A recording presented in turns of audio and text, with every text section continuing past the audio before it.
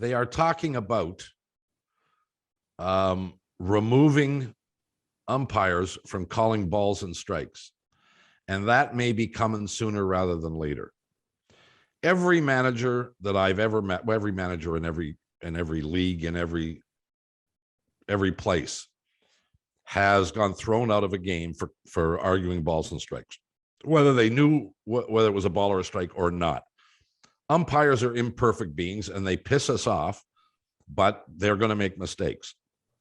Are you pro having a machine decide a ball and a strike, or would you rather leave it in the hands of the umpires? I leave it alone. That's another thing. I leave it alone. You know what? And I get there's human error, and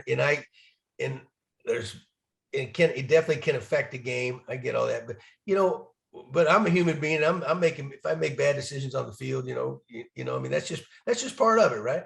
Yep. But actually, in reality, most of these guys are really, really good. Everybody's gonna miss something. I get that, but once you start taking out it's kind of like we're treating players like robots now. Everything's based on numbers. The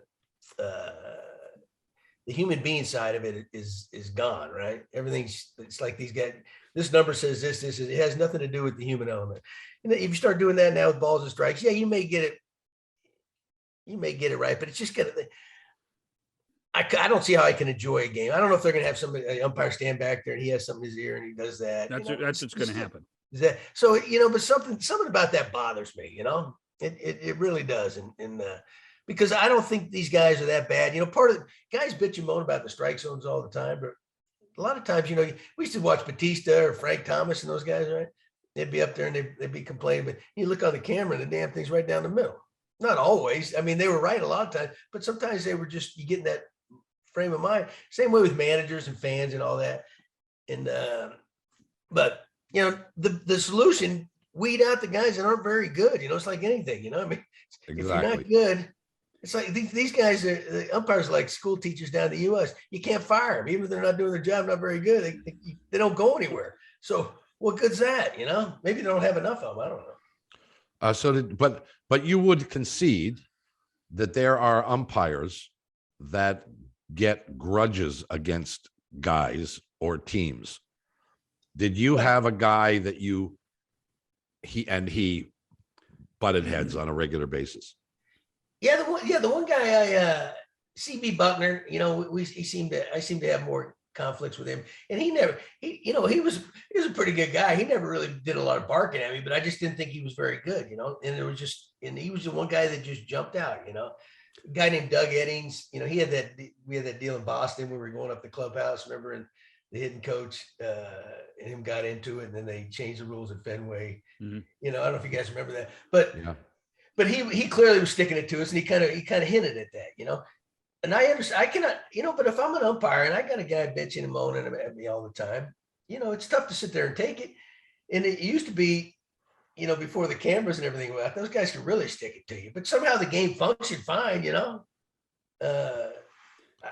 you? Well, I'll tell you what I miss. I miss the dirt kicking.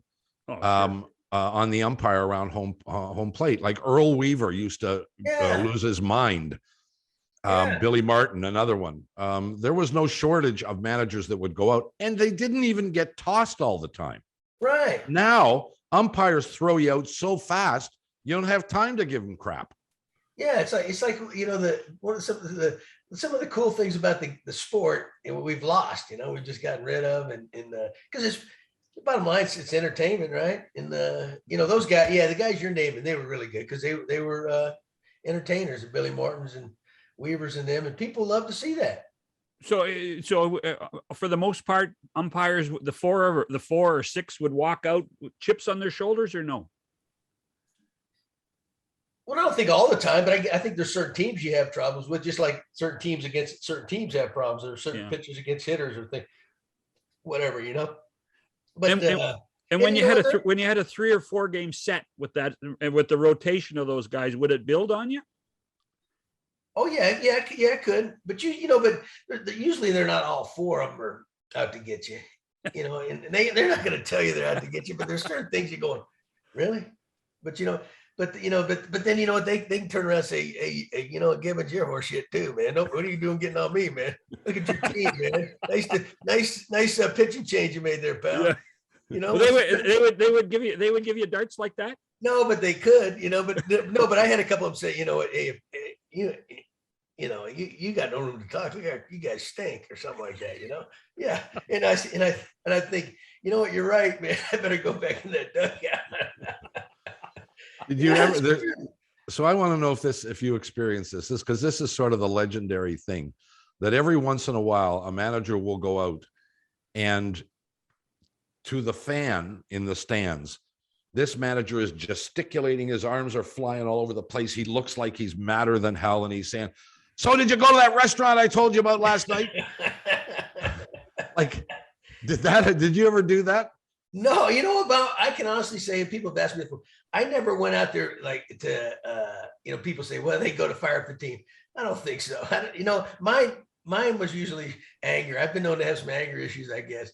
And and you got to fight for your guys. If you want them to fight for you, you better fight for them, but it was never a kind of A show. yeah. Because I'm like, I wasn't real good at that kind of stuff,